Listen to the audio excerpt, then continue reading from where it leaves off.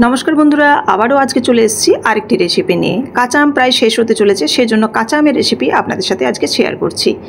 काँचा आमेर टक झाल मिष्टि आचार। तो এই রেসিপিটি বানানোর জন্য এখানে বেশ কিছু আমি দেখুন কাঁচা আম নিয়ে নিয়েছি। কাঁচা আমগুলো যেহেতু এখন শেষের দিকে প্রায় পেকে যাওয়ার মতো অবস্থা, তো সেই জন্য ভেতরটা হালকা মতো লাল হয়ে গেছে।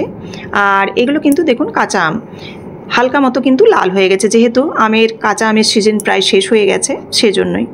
তো এবার দেখুন এই আমগুলোকে আমি কেটে নিয়েছি খোসা ছাড়িয়ে। আর পুরো আঁটিটা সবগুলোর কাটা যায়নি, যেগুলোর আঁটি কাটা গেছে একদম পুরোপুরি সেগুলো কেটে নিয়েছি। আর যেগুলোর আঁটি কাটা যায়নি সাইড থেকে শাঁসটা বের করে নিয়েছি, আঁটিটাও রেখে দিয়েছি।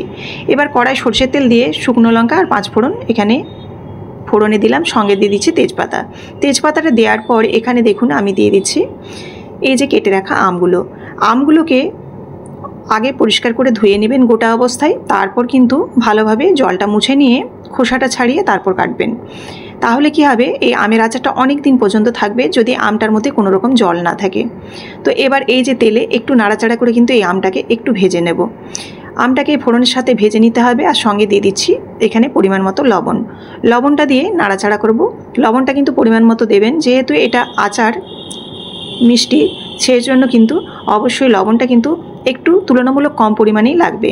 এই দেখুন অনেকক্ষণ ধরেই প্রায় আমি নেড়ে নিয়েছি, মোটামুটি 5 থেকে 6 মিনিটের মতো নাড়ার পর আমটা যখন একটু এরকম গলা গলা হয়ে আসবে তখন এর মধ্যে আমি দেখুন দিয়ে দিচ্ছি বেশ কিছুটা চিনি।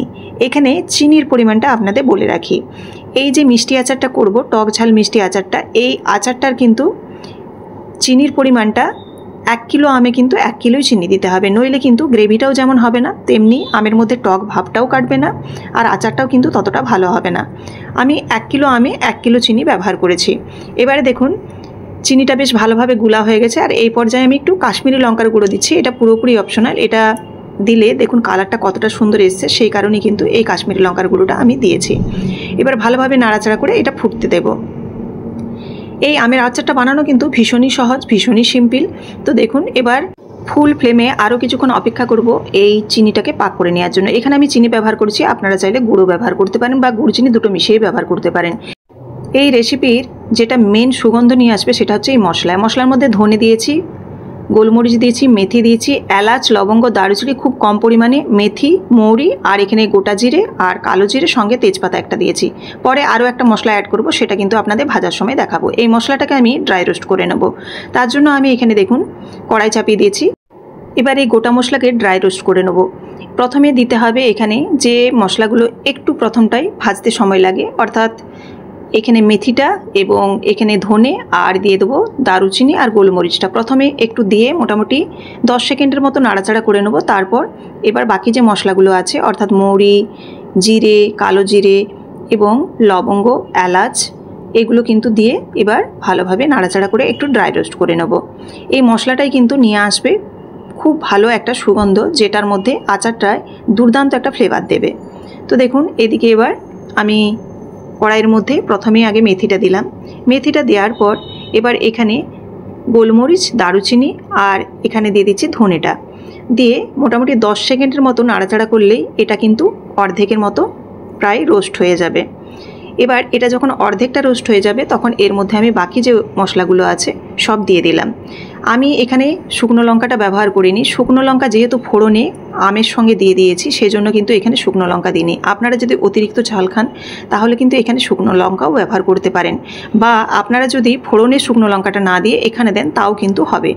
এবার যে মশলাটা দেবো বললাম সর্ষেটা কিন্তু একদম শেষের দিকে অ্যাড করেছি, যাতে সর্ষেটা পুড়ে গিয়ে তেতো না হয়ে যায়, সেজন্য শেষের দিকে দিয়ে নাড়াচাড়া করে এবার গ্যাসের ফ্লেমটা অফ করে মিক্সি জারে দিয়ে দিলাম। আর একটু কিন্তু ঠান্ডা হয়ে যাওয়ার জন্য অপেক্ষা করতে হবে, নইলে কিন্তু মিক্সিটা নষ্ট হয়ে যাওয়ার চান্স থাকতে পারে, কারণ গরম অবস্থায় দিলে মিক্সি কিন্তু খারাপ হয়ে যায়। তো এবার দেখুন এদিকে আমটা দেখেই বুঝতে পারছেন একদম পুরোপুরি পাক হয়ে গেছে। এটা কিন্তু আরও একটু বসে যাবে যখন এটা ঠান্ডা হবে। তো এই অবস্থায় আমি কিন্তু নাড়াচাড়া করে এবার গ্যাসের ফ্লেমটা অফ করে দেবো। একদম এরকম ঠিকভাবে পাকটা করলে কিন্তু আচারটা অনেক দিন পর্যন্ত থাকবে, আর একেবারে কিন্তু শুকনো খটখটেও হবে না, আর একেবারে কিন্তু রসালো টাইপেরও হবে না। আর অনেক দিন রাখতে গেলে কিন্তু একটু কিন্তু ড্রাই হতে হবে, খুব একটা শুকনো না হলেও কিন্তু এর থেকে একটু টানবে এরকম কিন্তু হতে হবে। তো এটা কিন্তু ঠান্ডা অবস্থায় রেখে দিলেই একদম টেনে যাবে, যেটা ঠান্ডা হলে আপনাদের অবশ্যই আমি দেখাচ্ছি। তো এবার দেখুন গ্যাসের ফ্লেম কিন্তু এই অবস্থায় আমি অফ করে দেব। অফ করে দেওয়ার পর এবার এই যে মশলাটা, এই মশলাটা কিন্তু দিয়ে দেব। অফ করে দিয়েছি। এবার এই মশলাটা দিয়ে দিচ্ছি পুরোটাই, কারণ এখানে প্রায় সবই আমি মোটামুটি 1 থেকে 1.5 চামচের মতো করে ব্যবহার করেছি আমের পরিমাপ অনুযায়ী। তো আপনারা মশলাটা আপনাদের মতো করে দেখে দিতে পারেন কতটা লাগবে, কতটা ফ্লেভার আপনারা পছন্দ করছেন। পুরো মশলাটা এখানে দিয়ে এবার ভালো করে নাড়াচাড়া করে মিশিয়ে নেব, যেন প্রত্যেকটা আমের গায়ে একদম লেগে যায়। দেখুন মশলাটা দেওয়ার পর অসাধারণ একটা লুক এসছে, আর অসাধারণ কিন্তু একটা গন্ধ বেরোচ্ছে। তবে হ্যাঁ, এই মশলাটা যত দিন যাবে তত মজতে থাকবে, অর্থাৎ ভেতরে ঢুকবে, আর গন্ধটা কিন্তু ততটাই ভালো হবে। তো এই আচারটা যেহেতু রেখে খাবার, আপনারা 3 থেকে 6 মাস নর্মালি রেখে দিতে পারেন। তাছাড়াও আপনারা যদি সারা বছর সংরক্ষণ করতে চান তাতেও কিন্তু রাখা যায়। এই যে আচারটা যেহেতু চিনি দিয়েছি, সেহেতু কিন্তু এটা গন্ধ হবার কোনো চান্স থাকে না। গুড় দিলে একটু 2-3 মাস পরে একটু গন্ধ গন্ধ হয়ে যায়, কিন্তু চিনি দিলে কিন্তু সেরকমভাবে কোনো রকম গন্ধ হবে না। ঠান্ডা হয়ে যাওয়ার পর দেখুন একদম এরকম হয়ে গেছে, একদম পুরোপুরি যখন ঠান্ডা হয়েছে। এবার আমি একটা প্লেটের মধ্যে আপনাদের, অর্থাৎ বাটির মধ্যে আপনাদের নামিয়ে দেখাচ্ছি। তাছাড়াও এগুলো আমি কিন্তু এয়ারটাইট কৌটোর মধ্যে রাখবো। তাছাড়াও কাঁচের জারের মধ্যে রাখলে কিন্তু আচার খুব ভালো থাকে।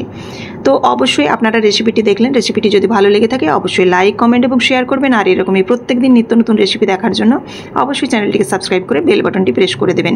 ফেসবুক থেকে দেখে থাকলে অবশ্যই পেজটিকে ফলো করে দেওয়ার অনুরোধ রইল। আবারও দেখা হচ্ছে নতুন রেসিপির সাথে। সবাই ভালো থাকবেন। ধন্যবাদ।